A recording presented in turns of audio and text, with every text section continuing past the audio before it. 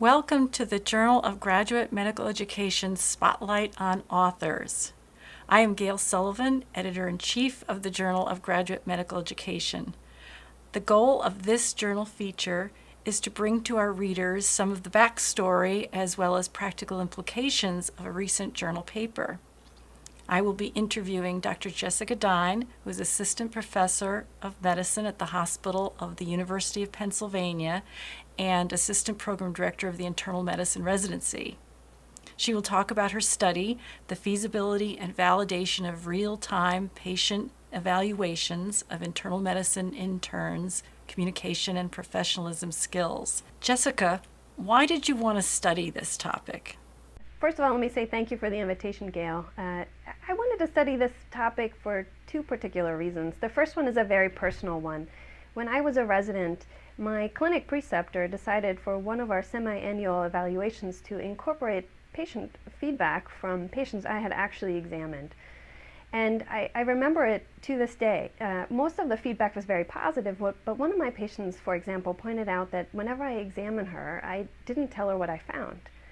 And I had had faculty observe me before, and no one had ever mentioned anything like that before. So it kind of hit home, and it was unique to other evaluations I had received. And to this date, I still tell my patients what I find on my exam.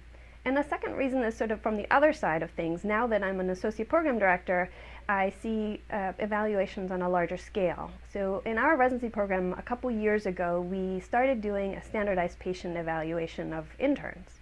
And we look at their medical knowledge, their professionalism, and their communication skills. And what we found is that we identify a handful of interns every year that need help. And most of those interns are already on our radar, but there's usually at least one that we are surprised by.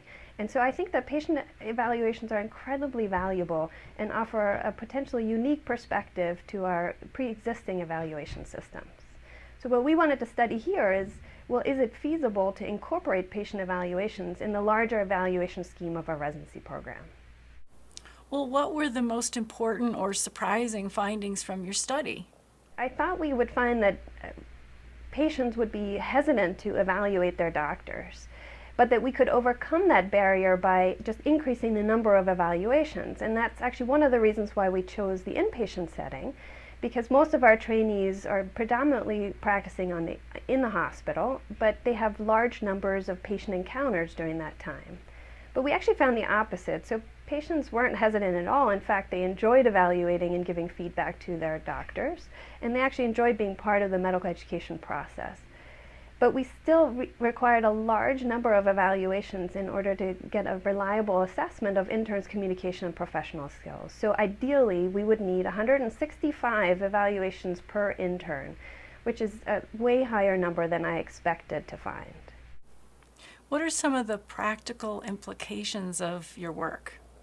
I think we really have to question whether or not it's feasible to use patient evaluations in high-stakes summative assessments, simply because the number of evaluations are so prohibitive. And previous studies have found that you needed high numbers in the outpatient setting, although not as high as 165. However, I would warn readers not to walk away thinking that patient evaluations shouldn't be done. I think they're still valuable and still add a unique perspective. We just might have to use them in other areas, perhaps informative feedback, just like my clinic preceptor did with me. Well, Jessica, thanks so much for talking about this today, and good luck with your future work in the area.